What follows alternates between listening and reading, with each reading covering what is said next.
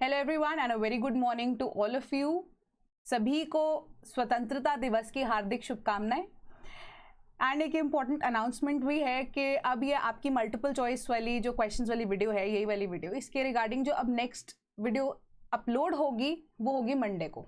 ठीक है, सिंस कल अब जन्माष्टमी भी है, प्लस उसके अलावा जो न्यूज़पेपर एजेंसीज हैं उनकी भी छुट्टी होती है 15th की, तो मे बी चांसेस आर कि आपकी न्यूज़पेपर ना प्रिंट हो, है ना। तो द हिंदू का तो पक्का ही पक्का वी नो के न्यूज़पेपर नहीं आएगा।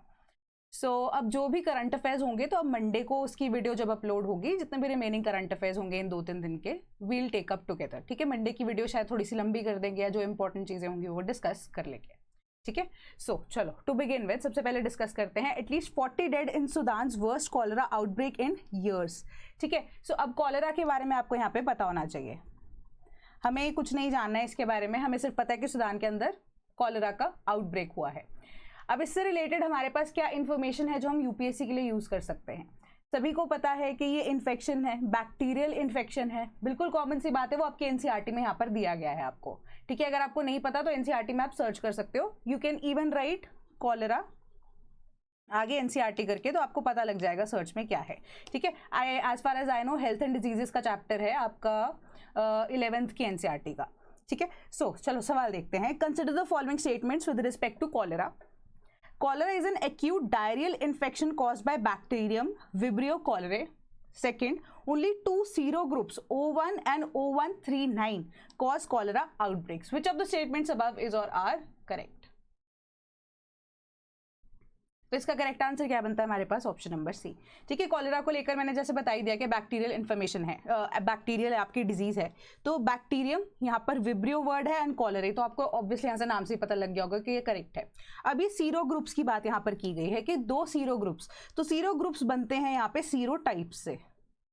ठीक है, सीरो टाइप्स का एक बेसिक लेमैन लैंग्वेज में अगर मैं वर्ड यूज करूँ तो हमने जैसे कोविड के टाइम पे स्ट्रेन्स पढ़े थे ना, सीरो टाइप्स जो है हम एक तरह से मेडिकल में या टर्म यूज करते हैं, जब साइंटिफिक टर्म यूज करते हैं फॉर सीरो टाइप्स, जो कि एक से ज्यादा अगर सीरो टाइप्स ऑल टुगेदर एक ही तरह की डिजीज होती है तो वो सीरो ग्रुप्स के अंदर आ जाती है। ठीक है, सो अब इसका करेक्ट आंसर हमारे पास ऑप्शन नंबर सी बनता है। तो डिटेल आंसर्स जो है टेलीग्राम ग्रुप में जब पीडीएफ अपलोड होगी उससे पढ़ सकते हैं। ठीक है, then lithium rally likely breather for Australia miners. So अब यहाँ पे इसका कॉन्टेक्स्ट जब मैं डिराइव करने की कोशिश करती हूँ तो हमने लिथियम के रिगार्डिंग या इवन कि हम ईवीज की बात करते हैं, इलेक्ट्रिक व्हीकल्स की बात करते हैं, या मोबाइल्स की बात करते हैं, या ऑल टुगेदर अगर हम बैटरीज पे ऑपरेट होने वाली जितनी भी अप्लायंसेज हैं या व्हीकल्स हैं या कोई भी ऐसी चीज़ है उनकी बात करते हैं, तो हमें पता है कि अभी मार्केट के अंदर सिंस अब चाइना ने क्या किया था, रेयर अर्थ एलिमेंट्स तो हैं ही हैं, बट लिथियम की बात भी करते हैं तो चाइना की यहाँ पे मोनोपोली है। सो इस वजह से अब शॉर्टेज जो है सप्लाई चेन की देखी जा रही थी वर्ल्ड के अंदर भी। सो अब इंडिया एंड जापान ऐसी कंट्रीज जो हैं, जो कि या इवन की यूएसए ऑल्सो, जो कि अब इकोनॉमिकली भी ग्रो करना चाहती हैं एंड ईवीज के लिए जिस सेंस या क्लाइमेट चेंज के लिए जब हम बात करते हैं उसके ऊपर भी काम करना चाहती हैं, तो ईवीज की अडॉप्शन होना यहाँ पर बहुत ज़्यादा ज़रूरी है ना। तो हमारे पास सप्लाई चेन डिसरप्शन थी, चाइना की यहाँ पर मोनोपोली थी। सो अब इंडिया एंड जापान ने, जो कि हमने न्यूज़ भी डिस्कस की थी, इंटरेस्ट दिखाया था एक कि हम ऑल्टरनेटिव्स ढूंढना शुरू करें। तो उसी ऑल्टरनेटिव्स को ढूंढते ढूंढते यहाँ पर सरकार ने ऑस्ट्रेलिया से, दोनों ही कंट्रीज की सरकार ने ऑस्ट्रेलिया से सोचा था कि हम ऑल्टरनेटिव्स की तरह इंपोर्ट करना शुरू कर देते हैं लिथियम, ताकि जो सप्लाई चेन की डिस्ट्रप्शन है उससे हमारी प्रोडक्शन पे इम्पैक्ट ना पड़े। ठीक है, सो अब यहाँ पर क्या होता है कि जो अब ऑस्ट्रेलियन माइनर्स हैं, ऑटोमेटिकली सिंस चाइना की मोनोपोली तो थी, ऑस्ट्रेलिया से इतनी ज़्यादा डिमांड यहाँ पर नहीं थी एंड जो कंपनीज हैं वहां पे डेट में जा रही थी। अब उस चीज का यहाँ पर रिवर्सल होता हुआ नजर आ रहा है। वो कैसे कि अब जो लिथियम है दैट इज हार्ड रॉक स्पुडमिने, जैसे इसको आप प्रोनाउंस करना चाहते हो, जो कि लिथियम बेयरिंग मिनरल है, तो इसको थोड़ा सा ना स्टार मार्क कर लेना। ठीक है, अब उसका ओरिजिनल प्राइस गिर कर जब ऑस्ट्रेलिया डेट में था या इवन डिमांड नहीं आ रही थी, तब $610 अ टन हुआ करता था।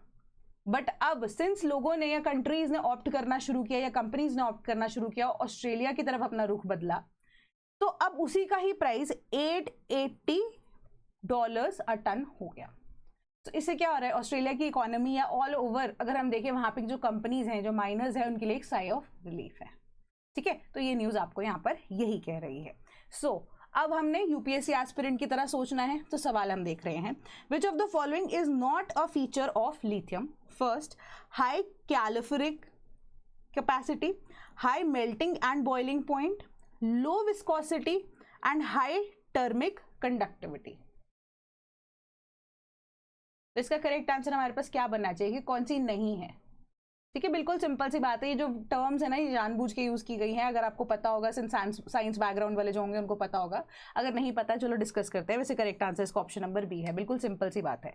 ठीक है, अब हमने यहाँ पर पहला जो ऑप्शन डिस्कस किया, high calorific capacity, high calorific capacity हमारी, एंड सबसे बड़ी बात दूसरी चीज हाई टर्मिक कंडक्टिविटी, ये दोनों रिलीज करती हैं या रिलेट करती हैं with respect to high specific latent heat and high thermal conductivity. ठीक है, एंड हाई स्पेसिफिक हीट की बात कर रहे हैं तो हाई कैलोरीफिक कैपेसिटी, कि स्पेसिफिक हीट में लिथियम अब्सॉर्ब कर सकता है large amount of heat without significant temperature change, जिस वजह से हीट ट्रांसफर के लिए एप्लीकेशंस में यूज की जा सकती है।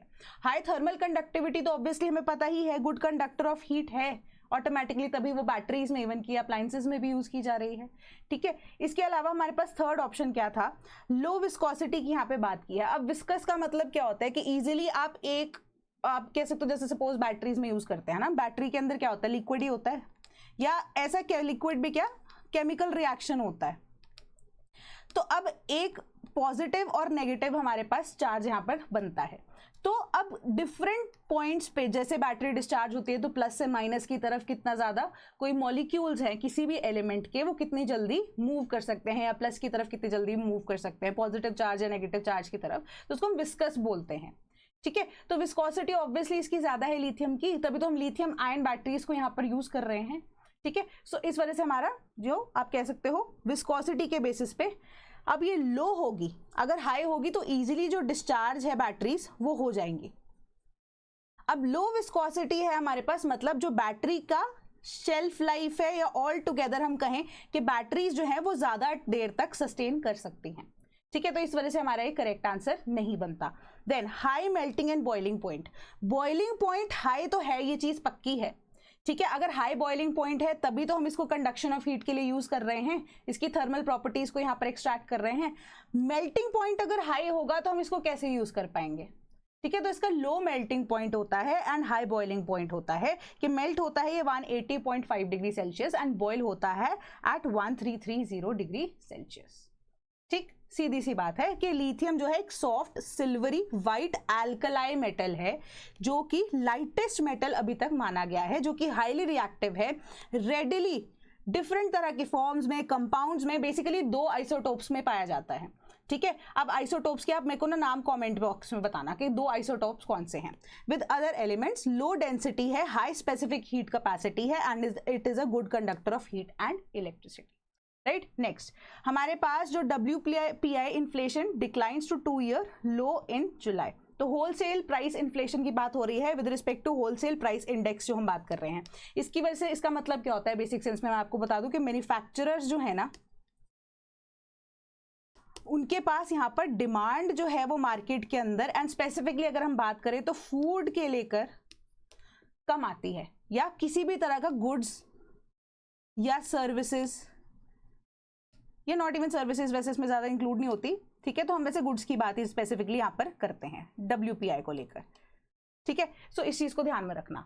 सो अब उसकी जनरेशन नहीं करता मैन्युफैक्चरर, क्यों? क्योंकि उसकी डिमांड ही मार्केट में कम होती है। ठीक है, तो होलसेल प्राइस इंडेक्स के लिए हमारा जो होलसेल प्राइस इन्फ्लेशन है वो डिक्लाइन हो गई है to a 2 year low of 0.58% in July, and deflation जो है फूड के अंदर, फ्यूल के अंदर देखी गई in a negative zone for the second consecutive month. ये गवर्नमेंट का डेटा है। तो अब सरकार क्या चाहती है, इसको बैक इनटू पॉजिटिव लिया जा सके इन अगस्त, एंड बेस इफेक्ट जो है वो भी फेड हो चुका है, सीजनल प्राइसेस इंक्रीज कंटिन्यू। क्या है, हमने बेस इफेक्ट के बारे में यहाँ पे बात किया था कि सरकार ने इन्फ्लेशन को यहाँ पर देखने के लिए तो ऑटोमेटिकली बोल दिया कि उस टाइम पे कि हमारे तो इन्फ्लेशन अंडर कंट्रोल है, जब हम सीपीआई के बेसिस पे बात कर रहे थे हमारे तो इन्फ्लेशन अंडर कंट्रोल है। क्यों? क्योंकि हमने बेस ईयर जो है वो बहुत ज़्यादा हाई लिया था, तो वो सीपीआई के बेसिस पे तो सही चल गया, क्योंकि हम तो सरकार को अब दुनिया को बताने के लिए देखो इन्फ्लेशन अंडर कंट्रोल है। बट डब्ल्यूपीआई के लिए यहाँ पे पॉलिसीज अगर सरकार बनाना चाहिए, प्रोडक्शन के बेसिस पे बात करें तो वो तो ऑल टाइम लो हो गई ना, तो बेसिस को रीएडजस्ट करने की बात है। तो हाँ, उस दिन का सवाल यही था मेरा आपसे कि क्या वो लॉन्गर टर्म में सस्टेन कर सकता है? नहीं, क्योंकि वो हमें रियल टाइम एनालिसिस देता ही नहीं है। तो अब ये बेस इफेक्ट जो है ना, इनको यहाँ पर अबॉलिश करना ही पड़ेगा, ऑटोमेटिक सी बात है। क्योंकि अगर आप चाहते हो प्रोडक्शन करना, क्योंकि इन्फ्लेशन अगर आप अंडर कंट्रोल बोल रहे हो, तो लोग जो है यहाँ पर खुला भी खर्चा नहीं कर रहे हैं, है ना, कि वो थोड़ा बहुत ही खर्चा कर रहे हैं। इन्फ्लेशन तब होती है जब हाई परचेजिंग यहाँ पर कैपेसिटी होती है लोगों की, और खुला यहाँ पर पैसा जो है मार्केट के अंदर रन कर रहा होता है। तो अब इस वजह से क्या हो गया, ऑटोमेटिकली डिमांड कम हो रही है, तो हमारा होलसेल प्राइस इंडेक्स के ऊपर या इसकी इन्फ्लेशन के ऊपर यहाँ पे इंपैक्ट देखने को मिल रहा है। ठीक है, सीधी सी बात है। अब सवाल देखते हैं, a decline in WPI inflation producers inflation comma producers and manufacturers are selling their products at lower prices compared to the previous year. Second, a decline in WPI inflation depicts a boom in the economy. Which of the statements above are correct? Simple C statements है, कुछ इतना यहाँ पर नहीं है। आपको basics अगर clear होंगे आप इसका आंसर कर पाओगे। करेक्ट आंसर हमारे पास ऑप्शन नंबर ए ही बनता है, कि जैसे मैंने आपको बोला कि डिमांड ही मार्केट के अंदर नहीं है, कि अगर मैन्युफैक्चरर ने एक्सेस में सप्लाई बना दिया है तो उसको लो प्राइसेस में यहाँ पर बेचना पड़ेगा। एक ऑप्शन ये है जो कि आपकी स्टेटमेंट कहती है। दूसरी चीज यही है कि अगर डिमांड कम है तो मैन्युफैक्चरर यहाँ पर गुड्स को मैन्युफैक्चर ही नहीं कर रहा है, ठीक है, सप्लाई के अकॉर्डिंगली उसको रीएडजस्ट कर रहा है। तो इन आइदर केस प्राइसेस जो है कमोडिटीज की वो डाउन ही जा रही है ना, इन दैट केस सेलर के पर्सपेक्टिव से उसको लॉसेस होने के चांसेस ज्यादा हैं। फर्स्ट स्टेटमेंट करेक्ट है हमारी। सेकंड स्टेटमेंट इनकरेक्ट क्यों है? क्यों हमारी एक तरह से इकोनॉमी इन्फ्लेशन की तरफ थोड़ी ना जाती है, इन्फ्लेशन की वजह से यहाँ पे बूम में थोड़ी जाती है। ठीक है, जब हमारा डिक्लाइन हो जाता है इंडेक्स, यानी कि प्रोडक्शन ही हमारी कम हो रही है इकोनॉमी के अंदर, ना हमारी जीडीपी बढ़ेगी, ना हमारी यहाँ पे इकोनॉमिक ग्रोथ होगी, तो हमारी जो इकोनॉमी है वो बूम थोड़ी ना दिखाएगी, यहाँ पर वो रिसेशन की तरफ जा रही है एक तरह से, या रिसेशन भी क्या, डाउनफॉल एक तरह से आपको देखने को मिल रहा है। ठीक है, प्रोडक्शन जो है उसमें कमी देखने को मिल रही है, तो सेकंड स्टेटमेंट हमारी इनकरेक्ट हो जाती है। ठीक है, then India trade deficit shrank in April July. So अब इसके अंदर ना आपको दो चीजों के ऊपर फोकस करना है, एक मर्चेंडाइज के ऊपर, एक हमें यहां पर बात करनी है with respect to service sector. तो इन दोनों के बारे में आपको बताया गया है यहाँ पे। अगर हम ओवरऑल दोनों को मिलाकर देखें तो हमारा ट्रेड डेफिसिट जो है वो कम हो गया है, which is a good thing, जो कि अच्छी बात है।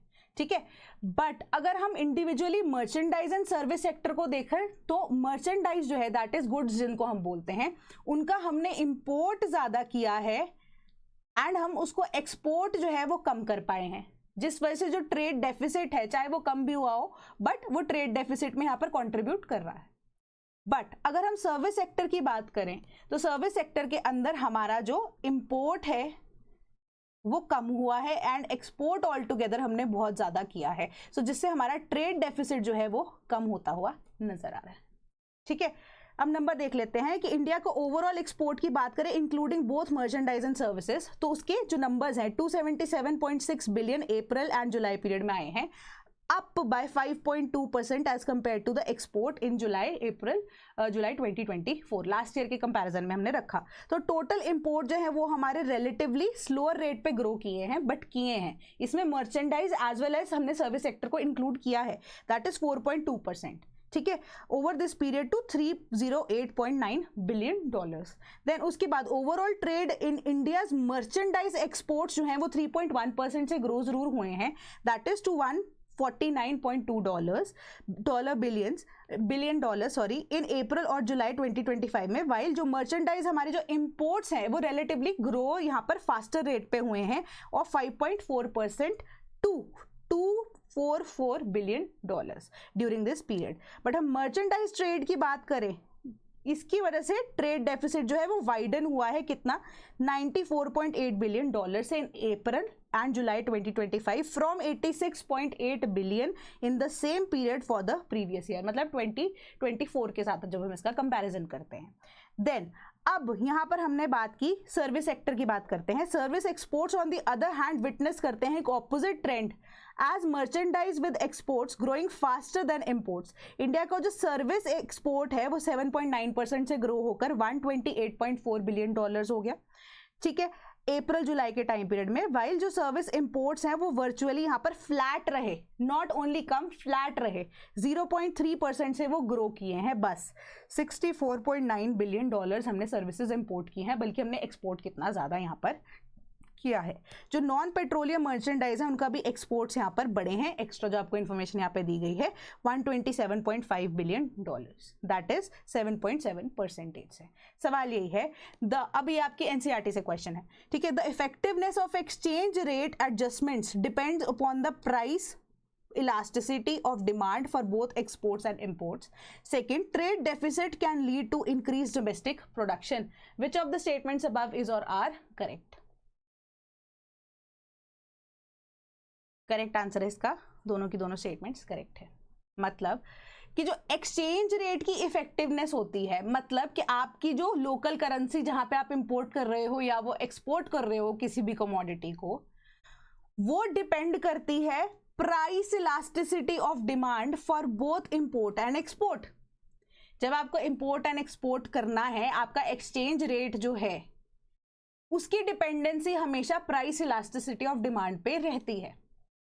प्राइस इलास्टिसिटी ऑफ डिमांड यहां पर क्या कह रही है कि अगर आपका, एक सिंपल वर्ड में प्राइस इलास्टिसिटी बेसिक्स पे चलते हैं वापस, कि अगर आपकी जो डिमांड है ऑफ अ कमोडिटी, अगर तो वो इलास्टिक है, तो उसका एक सिंपल मतलब क्या होता है कि हल्का सा भी प्राइस में ऑफ अ कमोडिटी कोई भी चेंज आता है अगर, तो उसका जो डिमांड है वो अकॉर्डिंगली उसके अंदर अप्रोक्सीमेटली डबल चेंज आ जाता है, या डबल 1.5 या 1 से ज्यादा का ही चेंज आता है। सपोज कीजिए प्राइस आपका 1 पॉइंट से अगर चेंज होता है, तो जो आपकी इलास्टिक हो अगर डिमांड, तो चेंज उसमें 1.1 ही आएगा मिनिमम, या तो एटलीस्ट 1 आएगा या 1.1 तो पक्का ही आएगा, 1 भी नहीं आएगा वैसे तो 1.1 के आसपास या उससे ऊपर ही रहेगा, ठीक है। मतलब कहने का कि हल्का सा जब प्राइस में चेंज आता है तो कमोडिटी के, फॉर एग्जांपल यहाँ पे अगर आप बेटर तरीके से मैं समझाती हूं आपको,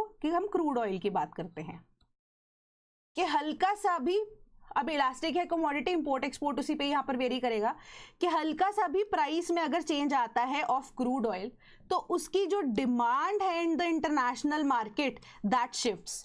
बेस्ट एग्जांपल यहाँ पे रशिया का दूं आपको, कि अब डिमांड जो है वो इंडिया को तो थी, ठीक है, अब सस्ते रेट पे अगर मिल रहा था, क्योंकि इंटरनेशनली अब रशिया की तरफ से सप्लाई के लिए ऑल्टरनेटिव्स बाकी नेशंस ढूंढ रहे थे, यूरोपियन नेशंस हो गए, ठीक है। अब रशिया की तरफ से वही सस्ता तेल इंडिया को मिला, ठीक है। सो अब उस केस में क्या हुआ, सिंस ये इलास्टिक है हमारे पास ये डिमांड इस कमोडिटी की, तो रशिया के पास इंडिया गया, क्यों? क्योंकि सस्ते रेट में मिल रहा था। अगर महंगा मिलता तो उसका इंपैक्ट या प्राइस जो है लोकल या डोमेस्टिक मार्केट में ऑटोमेटिकली ज्यादा होता। क्यों? क्योंकि पूरा वर्ल्ड जो है या वेस्टर्न नेशंस जो हैं वो बाकी कंट्रीज में ऑल्टरनेटिव्स ढूंढ रहे थे, बल्कि हमने एक ऐसा ऑल्टरनेटिव ढूंढा जो कि हमें सस्ते अमाउंट में वो चीज दे रहा है, ताकि हम ग्लोबल जो इन्फ्लेशनरी रेट्स है क्रूड ऑयल के, क्योंकि रशिया को एक्सक्लूड कर दिया गया था, उसको वॉइड फिल करने के लिए हमारा जो वो इलास्टिक डिमांड है उसको हमने फुलफिल किया, ठीक है। कि कहने का मतलब हल्का सा चेंज भी प्राइस में जब कमोडिटी के होता है उसकी डिमांड इंपैक्टेड होती है। तो डिमांड के बेसिस पे ही इंपोर्ट और एक्सपोर्ट जो है वो किया जाता है, उनकी कमोडिटीज की प्राइस यहाँ पे सेट की जाती है, एंड एक्सचेंज रेट अकॉर्डिंगली यहाँ पर वेरी करता है। क्यों? कि अगर आपका ट्रेड सरप्लस में है तो आपके लिए बेटर है, थोड़ा सा डेफिसिट हो रहा है तो वो बुरा है, ठीक है।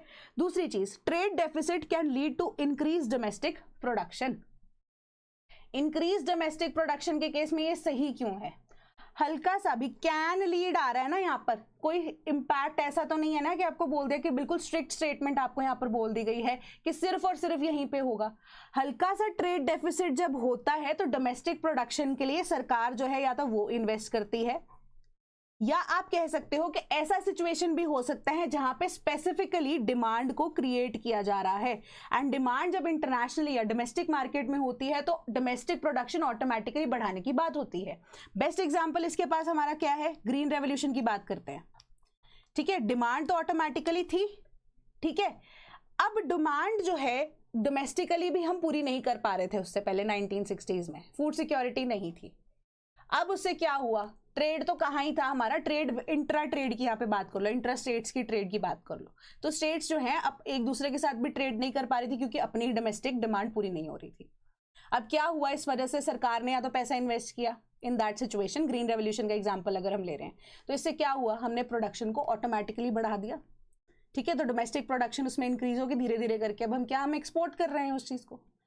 सो ऐसे ही होता है कि हल्का सा अगर ट्रेड डेफिसिट भी हो या ट्रेड डेफिसिट होता है, it may lead to an increase domestic production, ठीक है, क्योंकि लोग अब इन्वेस्ट करना वहां पर चाहेंगे कि हाँ अच्छा अगर डिमांड आ रही है तो हमें सप्लाई भी करनी है, तो चलो नई कंपनी भी खोल दें, तो ऐसी सिचुएशन भी आ सकती है, ठीक है। सो सवाल आपका आंसर जो है ऑप्शन नंबर सी बनता है। Then India US to hold military exercise in Alaska this month, ठीक है। तो दिल्ली में मिड अगस्त के आसपास 21st addition joint military exercise युद्ध अभ्यास जो है it is expected to take place and it will convene 2+2 intersessional meeting at the working level towards the end of the month. तो अब Alaska shares its maritime border with Russia through, maritime border Alaska का Russia के साथ specifically कौन सी जगह से होता है, कौन सी वाटर बॉडी के थ्रू शेयर किया जाता है। करेक्ट आंसर क्या है, ऑप्शन नंबर ए बेरिंग सी, ठीक है।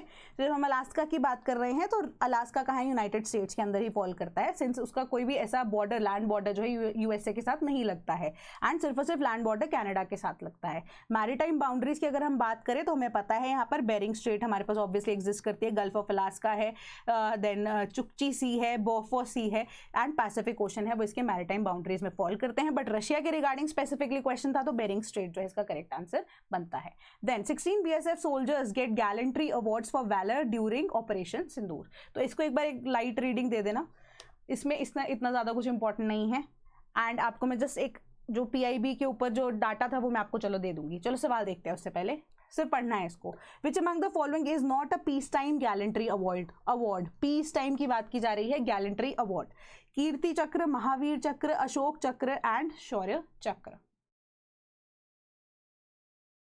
करेक्ट आंसर क्या है इसका, ऑप्शन नंबर बी महावीर चक्र, ठीक है।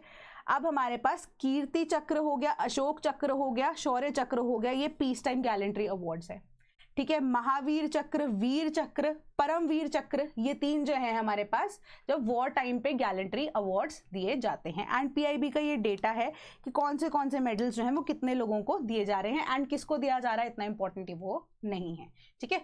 तो इसका correct answer option number B बनता है। Then India slams Pakistan for reckless war mongering hateful comments. So अब क्या होता है कि इंडस वाटर ट्रीटी की अबेंस के टाइम से ये मुद्दा चल रहा है, प्लस अभी पाकिस्तान की तरफ से वॉर मॉन्गरिंग सिचुएशन जब वो US से गए थे, ठीक है। सो प्रॉब्लम ये है कि Hague based court of arbitration ने क्या कहा था, जब इंडस वाटर ट्रीटी इंडिया ने ऑपरेशन सिंदूर के टाइम पे अबेंस पे डाली थी, तो कोर्ट ऑफ आर्बिट्रेशन जो हेग में बेस्ड है, जो इंडस वाटर ट्रीटी के तहत बनाया जा सकता है, बनाया क्या मतलब वहां पे जाके आप अपना मुद्दा डिस्कस कर सकते हैं इंडस वाटर ट्रीटी को लेकर। सो उन्होंने यही बोला था आप अबेंस में डायरेक्टली नहीं डाल सकते, चाहे कुछ भी रीजन हो, कि यहाँ पर पाकिस्तान की भी येस की रिक्वायरमेंट है, यानी कि पाकिस्तान की तरफ से भी ग्रीन सिग्नल आना जरूरी है। तो वहीं से लेकर मुद्दा चल रहा है। तो यहाँ पर आपको न्यूज में ये चीज बोली कि वॉर मॉन्गरिंग अभी भी चलती रहती है, सब भड़काते रहते हैं एवरीथिंग, कि 2016 में भी 2 हाइड्रो पावर प्रोजेक्ट्स जो है उसके ऊपर पाकिस्तान ने मुद्दा उठाया था, बल्कि इंडस वाटर ट्रीटी डायरेक्टली कह रही है कि इंडिया जो है वो पानी यूज कर सकती है दोनों रिवर्स से। एक तो हमारे पास जो ईस्टर्न एंड वेस्टर्न रिवर्स की जब हम बात कर रहे हैं, मैं अब आपको डिटेल नहीं बताऊंगी, सवाल उसी के ऊपर है, ठीक है। सो अब पहले आप मुझे कमेंट बॉक्स में बताना कि 2 पावर जो प्रोजेक्ट्स है हमारे पास हाइड्रो इलेक्ट्रिक प्रोजेक्ट्स, इसमें तो एक रातले है, दूसरा जो पावर प्रोजेक्ट है वो कौन सा है जिस पे पाकिस्तान ने मुद्दा उठाया था, ठीक है। सो अब इन दोनों को लेकर यहाँ पे उन्होंने बोला कि कोर्ट ऑफ आर्बिट्रेशन में इनको क्या जाने की जरूरत थी, कि आपस में बैठ के अगर हम बात कर सकते थे, बट हम अगर इंडस वाटर ट्रीटी हमारे पास डायरेक्टली जो है बोलती है कि हम जो पाकिस्तान की साइड ऑफ रिवर्स है वहां पे भी limited supply of water use कर सकते हैं, वो यूज कर सकते हैं हम फॉर एग्रीकल्चरल पर्पसेज ऑल्सो, जो अगर हमें रिक्वायरमेंट है, अगर वो जस्टिफाइड है तो हम यूज कर सकते हैं। तो इसमें उनको प्रॉब्लम क्या थी, है ना। तो ये मुद्दा जो है अल्टीमेटली सॉल्व नहीं हुआ था, 2022 तक आ गया, एंड फाइनली हम पहलगाम वाला अटैक भी हुआ। तो उसके बाद जो है क्या होता है, Australia, Belgium and Jordan plus USA के आप कह सकते हो कि कोई कॉलेज के प्रोफेसर शॉन डी मर्फी, वो भी आए जो कि एक्सपर्ट हैं, इन सब ने बैठकर यहाँ पर आपस में बात की and finally it was decided कि हाँ आप अबेयंस में डाल सकते हो Indus water treaty since Pahalgam attack यहाँ पर हुआ है। तो बस इसके अलावा यहाँ पर आपको सिर्फ कहानी बताई गई है, इतना ज़्यादा पढ़ने की जरूरत नहीं है। बाकी मुझे हाइड्रो प्रोजेक्ट जो है उसके बाद उसका नाम ज़रूर बताना। सवाल ये है कि India has been assigned unrestricted use of 3 rivers in the eastern region. Second, India is permitted limited utilization of western rivers for specific purposes such as domestic consumption, non consumptive uses and agriculture. Which of the statements above is और are correct? Correct answer है हमारे पास option number C. Since मैं आपको बोल रही थी ना कि हमारे पास वेस्टर्न रिवर्स तो एग्रीकल्चरल पर्पसेस के लिए यूज़ कर सकते हैं हम, इलेक्ट्रिसिटी के लिए, कंजम्पटिव जो है नॉन कंजम्पटिव यूजेस के लिए भी कर सकते हैं। इलेक्ट्रिक प्रोजेक्ट्स ही, हाइड्रो इलेक्ट्रिक प्रोजेक्ट्स ही हम यहाँ पे बना रहे थे। एग्रीकल्चर को ही हम चाहते थे कैनाल सिस्टम थोड़ा बेटर कर दे, इरीगेशन थोड़ी बेटर हो जाए, तो हमें तो अलाउंस है ना, यहाँ पे अलाउ किया गया है, लिमिटेड सप्लाई जो है हम कर सकते हैं। ठीक है, तो यहाँ पर पाकिस्तान इररेलेवेंटली वॉर मॉन्गरिंग के लिए हमें मतलब बोलता है, वॉर मॉन्गरिंग करता है यूएसए में जाकर, है ना, एंड फर्दर अब वेस्टर्न रिवर्स जो हैं उसके ऊपर प्रोजेक्ट्स बन रहे हैं। ठीक है, सो करेक्ट आंसर इसका बनता है ऑप्शन नंबर सी। दोनों स्टेटमेंट्स यहाँ पर करेक्ट है। Then Indian state refiners eye Russian oil as discount rise. तब आपको पता ही है डिस्काउंट बढ़ जाएगा, ऑल्टरनेटिव्स वाली बात आ जाती है, तो इसको एक बार लाइट रीडिंग दे देना। कॉन्टेक्स्ट हमें पता ही है कि ये क्रूड ऑयल के रिलेटेड है। Then US Philippines mull missile boost as tensions rise in South China सी।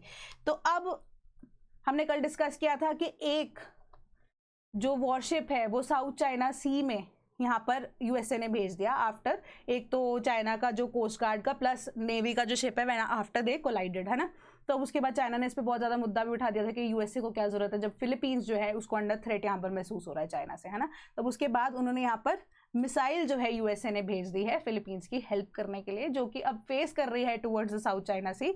बाकी एक बार इसको भी पढ़ लेना, लाइट रीडिंग इसको भी दे देना। सिंपल सी कहानी है, यहाँ पर कुछ एक्स्ट्रा नहीं है।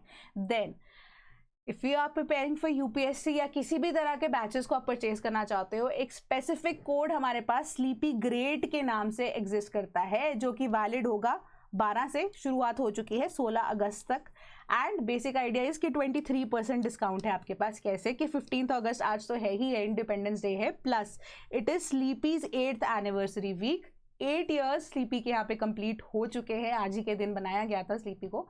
ठीक है, सो इसी वजह से 23 ऑल ओवर आपको कोई भी बैच अगर आप परचेज करना चाहते हो, कोर्स परचेज करना चाहते हो, आपको ये डिस्काउंट मिलेगा। आपको बस ये कूपन कोड यूज़ करना है। तो कोई भी अगर डाउट होता है, कोर्स की इंक्वायरी होती है, तो 1800-890-3043 पे आप हमें कॉल भी कर सकते हैं, sleepy.class@gmail.com पे हमें ईमेल भी कर सकते हैं। कॉमेंट बॉक्स आपके पास एग्जिस्ट करता ही है। एंड हमारे पास जो फाउंडेशन बैचेस हैं इसका लिंक आपको डिस्क्रिप्शन बॉक्स में मिल जाएगा, same for the case of test series. कोई डाउट होता है तो आप मुझे कॉमेंट बॉक्स में ज़रूर बताना। अब मंडे को मिलेंगे। Thank you so much.